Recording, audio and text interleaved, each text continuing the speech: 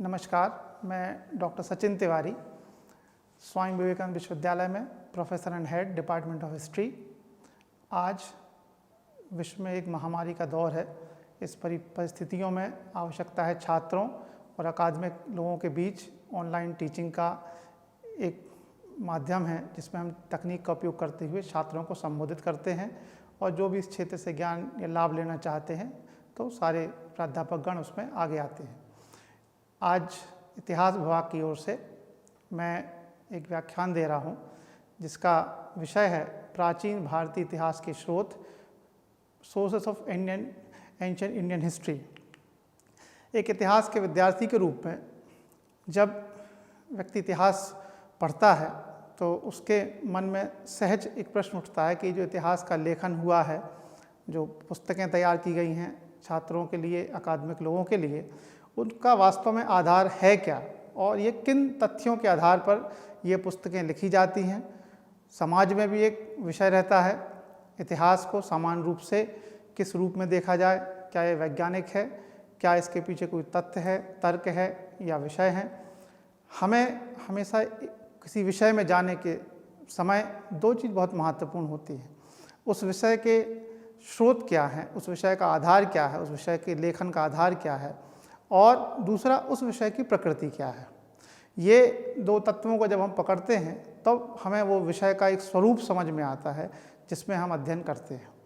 छात्रों के लिए या इस विषय को पढ़ने वालों के लिए महत्वपूर्ण है कि इन दो तथ्यों के आधार पर अपने ज्ञान को वो आगे ले जाएं, जिससे एक वैज्ञानिक तरीके से हम अपने इतिहास को, अपने विषय को समझ सकें और विषय में एक मजबूती से हम पारंगत हो सकें।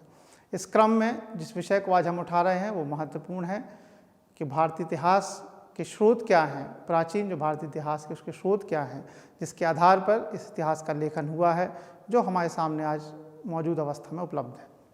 इतिहास के स्रोतों को हम अगर देखें तो इसके लिए हम जो इतिहासकार हुए उन्होंने इसको एक वर्गीकरण किया गया है, उसका एक आधार दिया है जिसमें हम देखते हैं कि इन स्रोतों को तीन भागों में विभाजित करते हैं हम।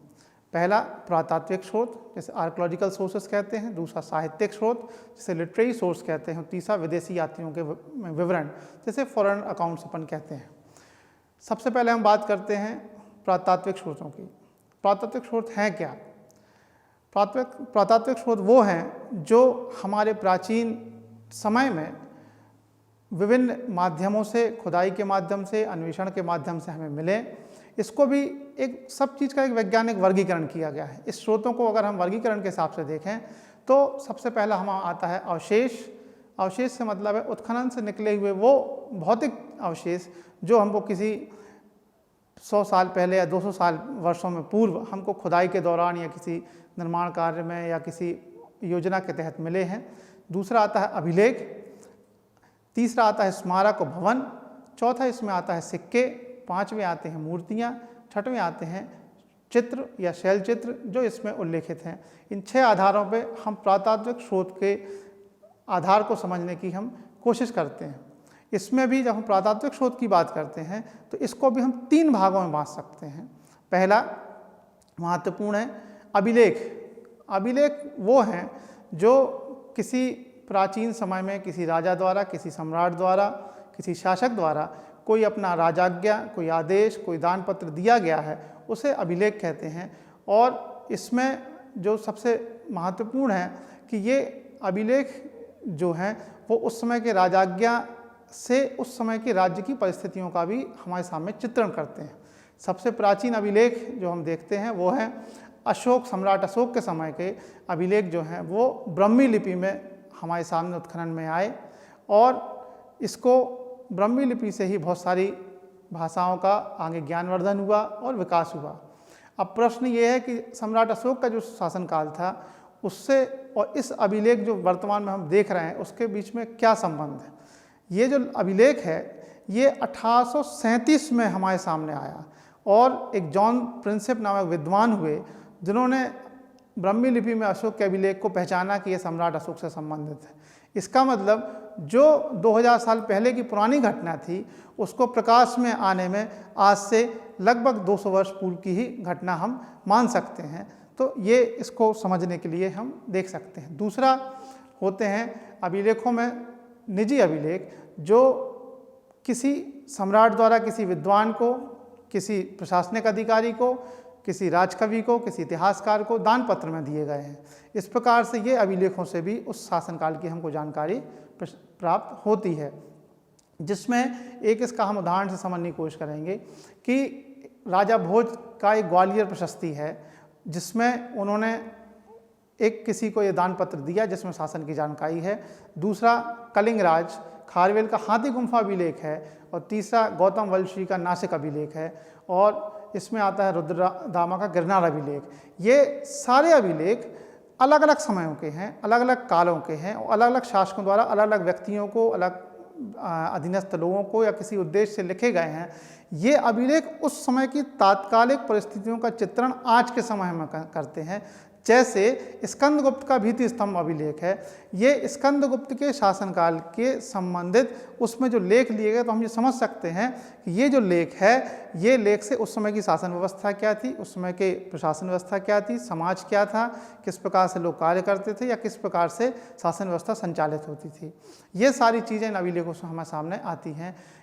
ये इस चीज़ को आज के समय में बहुत सी वैज्ञानिक पद्धति भी हैं जो इसकी प्रामाणिकता, इसके प्राचीनता और इसके उसको वैज्ञानिकता को हमारे सामने लाती हैं। इसमें इसके बाद एक आता है मूर्तियां और ताम्रपत्र। जैसे मध्य प्रदेश के एरन में, जो सागर जिले से संबंधित है, एक वराह प्रतिमा हमें मिली है, जिसमें हूणराट जो तोमर हैं उनका एक लेख अंकित है। इसका मतलब एरन की उस समय की जो परिस्थितियां थी, एरन किसके अधीन था, किस शासक के अधीन था, या जो वराह प्रतिमा है, वराह प्रतिमा इस चीज़ को प्रकट करती है कि भगवान जो विष्णु का एक स्वरूप है, मतलब भगवान विष्णु के वो पूजक थे। तो एक अभिलेख के मिलने से हमें उस शासन की कितनी सारी परिस्थितियों की जानकारी प्राप्त। एक उस समय की प्रशासनिक स्थिति, जिसमें किसी व्यक्ति को आदेश राजाज्ञा दिया गया है। दूसरा उस समय की धार्मिक स्थिति, जिसमें किसी अपने ईश्वर को अपने उनको संबोधित किया गया है। तीसरा उस समय की आर्थिक स्थिति कि किस प्रकार से किसी व्यक्ति को दान दिया गया या वेतन के रूप में दिया गया, समाज में दिया गया। ये सारी चीज़ें जो हैं वो एक अभिलेख मिलने से उस काल के संपूर्ण काल का एक चित्रण हमारे सामने प्रस्तुत करते हैं। इसमें बहुत सारे उदाहरण हमको देखने को मिले। जैसे सातवाहन राजाओं का एक पूरा इतिहास, सातवाहन काल है प्राचीन भारतीय इतिहास में, तो पूरा इतिहास का लेखन ही अभिलेखों के आधार पर हुआ।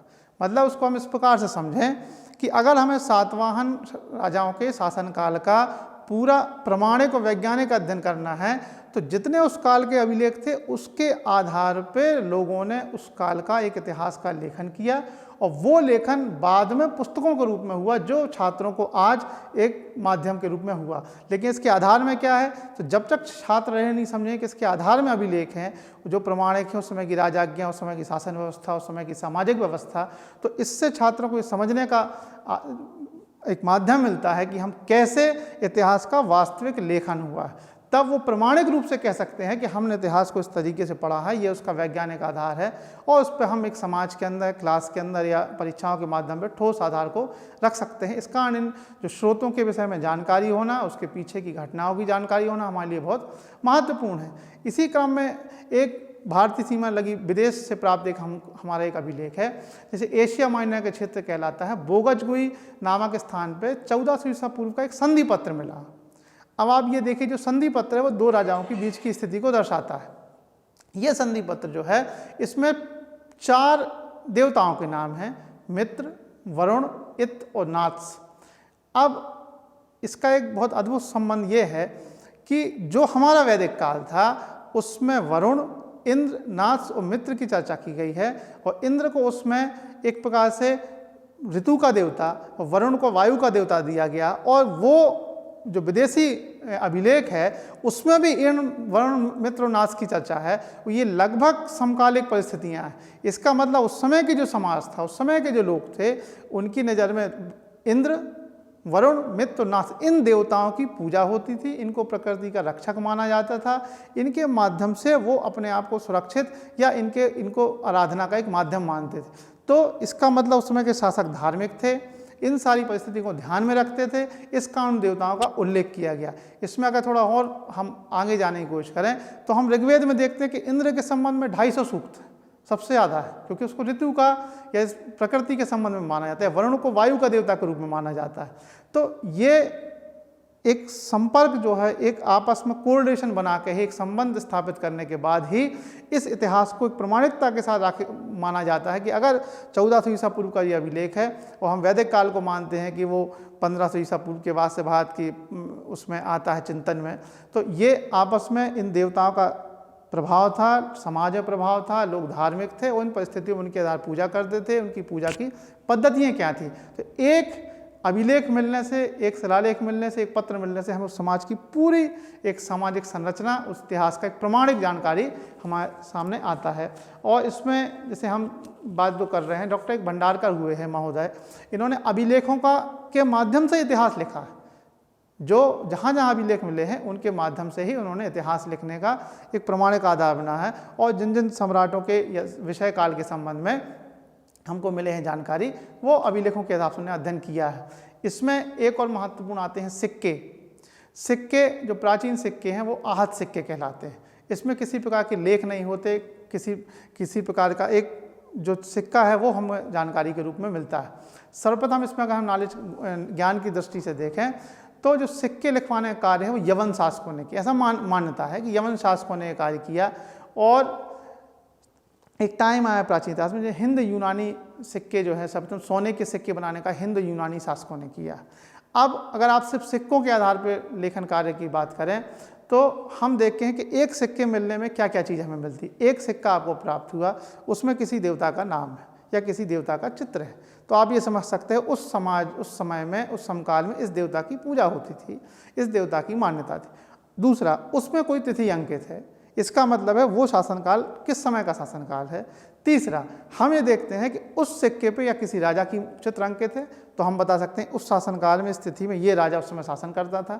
या हमें ये जानकारी मिल जाती कि ये राजा था, उस समय ये धर्म को मानता था, तो मान लीजिए किसी सिक्के में कोई धर्म का संकेत मिला तो हम कह सकते हैं ये राजा इस धर्म का पोषक था। इस प्रकार से अब सिक्के की अगर हम और जानकारी में जाएं तो सिक्के की धातु की गुणवत्ता से उस शासनकाल की आर्थिक व्यवस्था की भी हम जानकारी बता सकते हैं। जैसे हम कुछ समय देखते हैं कि जो सिक्के की शुद्धता थी उसमें बहुत ज़्यादा है सोने की। इसका मतलब वो जो शासनकाल था वो आर्थिक रूप से बहुत मजबूत था। इस कारण उन्होंने शुद्ध सोने के सिक्के प्रचलित कराए जो समाज में थे। फिर हम जब इस सिक्के की और गहराई में जाएँ तो हम देखते हैं कि जैसे जैसे सोने की मात्रा कम होती गई, इसका मतलब उस समय के शासनकाल या राजाओं के क्रम में आर्थिक व्यवस्था उसकी मजबूत थी। इसके बाद जब चांदी के सिक्के, इसका मतलब वो राजा उतने सक्षम नहीं थे कि सोने के सिक्के को आगे ले जाएं। तो एक सिक्के मिलने से हमें उस समय की समाज की, धर्म की, अर्थव्यवस्था की और उस समाज की संरचना की हमें जानकारी मिलती है। इसमें बहुत आगे हम अध्ययन करेंगे तो और गहराई में हम जा सकते हैं। जैसे मुद्राओं में एक बहुत अच्छा उदाहरण आता है समुद्रगुप्त का और कुमारगुप्त का। उनके जो सिक्के हैं उनकी मुद्राओं में अश्वमेघ शैली की मुद्राओं का हमको सूचना मिलती है। यह बात इतिहास में उल्लेखित है कि समुद्रगुप्त ने अपने शासनकाल में अश्वमेघ यज्ञ कराया, कुमारगुप्त ने अपने समय में अश्वमेघ यज्ञ कराया। अश्वमेघ यज्ञ क्या है? भारतीय दर्शन, भारतीय ग्रंथों के अध्ययन में हम जाएं तो अश्वमेघ यज्ञ की एक प्रक्रिया है जिसमें कोई राजा अगर चक्रवर्ती सम्राट के रूप में स्थापित होता है तो उसके बाद वो अपने आप को अश्वमेघ यज्ञ कराने के लिए आगे आता है। तो इसका मतलब जो समुद्रगुप्त का शासनकाल था, हम सब जानते हैं गुप्त काल में सबसे बड़ा काल था जिसने समाज का विस्तार किया। तो इसका आपस में संबंध है कि समुद्रगुप्त एक विजेता थे, बड़े साम्राज्य के अधिपति थे, धर्म को मानने वाले थे और उन्होंने उसके पश्चात एक अश्वमेघ यज्ञ कराया और उन्होंने ऐसे कई अश्वमेघ यज्ञ कराए थे। एक सिक्के से हमको जानकारी मिली। दूसरा बहुत अच्छा उदाहरण हमारे सामने आता है जब सातवाहन नरेश गौतमी सतकर्णी की मुद्रा पे हम देखते हैं कि एक प्रकार से जलपोत का एक चित्र हमको मिलता है।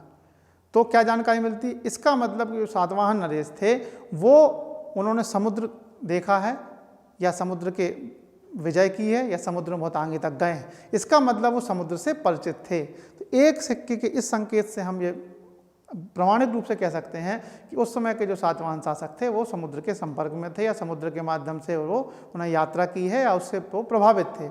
दूसरा, जैसे एक चंद्रगुप्त द्वितीय विक्रमादित्य के समय हम कहते हैं उनके सिक्कों मुद्राओं पर हम देखते हैं कि जो व्याघ्र का चित्र अंकित है व्याघ्र। उसका मतलब उन्होंने भारत में अगर हम देखें तो हम जानते हैं कि गुजरात का जो क्षेत्र है वो बाघों के या शेरों के लिए बहुत प्राचीन समय से जाना जाता है। इसका मतलब चंद्रगुप्त विक्रमादित्य द्वितीय के समय गुजरात विजय हुई, इसका उन्होंने अपने सिक्कों पे उसको अपने आप को स्थापित करने के लिए, उसका संकेत देने के लिए, सूचना देने के लिए अपने सिक्कों पे व्याघ्र का चित्र, व्याघ्र शैली के चित्र उन्होंने उसका निर्माण कराया। इसी प्रकार हम देखते हैं इस क्रम में जो विद्वान हमें आते हैं जानकारी, वो हैं डॉक्टर डी कोसाम्बी, जिन्होंने इन पूरी मुद्राओं के बेस पे इतिहास लेखन का काम किया और इतिहास को हमारे सामने लाया। इसमें एक और महत्वपूर्ण आता है स्मारक और भवन, जिसमें हम देखते हैं कि बहुत सारे भवन के माध्यम से हम जानकारी मिल जाती है कि ये जो स्मारक है, भवन है, किस शासन, क्योंकि जब शासक वहाँ कोई निर्माण कार्य कराते थे तो अपनी तिथि अंकित करना, अपना नाम अंकित करना, अपने बारे में जानकारी देना, तो ये जो भवन होते थे इनसे हमको बहुत सारी जानकारियाँ प्राप्त होती थी। और इसके अगर हम बहुत अलग से एक विषय है वो अध्ययन के लिए, उसमें हम जाएं तो हम देखते हैं कि किस शैली का भवन था, उस समाज में किस प्रकार की शैली होती थी, किस प्रकार से लोगों से प्रभावित थे, कैसे लोग उसमें जो काम हुआ किस धर्म से प्रभावित थे, किस कला की शैली से, वो एक अलग विषय है पूरे अध्ययन का और बढ़ाने का, उसको हम किसी और उसमें देख सकते हैं। इसमें एक और महत्वपूर्ण अगला पक्ष आता है उस खंड में, वो है मूर्तियाँ। जैसे मूर्तियों के बारे में आपको हम बताएं, सिंधु घाटी सभ्यता के काल में हमको एक नृत्य करती हुई मूर्ति का चित्र मिलता है, तो इससे हमने ये अंदाज़ लगाया कि उस समय कला की स्थिति क्या थी। जब उस मूर्ति की कार्बन डेटिंग की गई, जो वैज्ञानिक तरीका है प्राचीनता जानने का, तो वो आज से लगभग 5,000 वर्ष पूर्व की मानी गई। तो माना गया कि समाज में उस समय इस प्रकार से कोई मूर्ति का निर्माण होता था, धातु से होता था, मिट्टी से होता था, किस प्रकार से होता था, समाज कैसा था।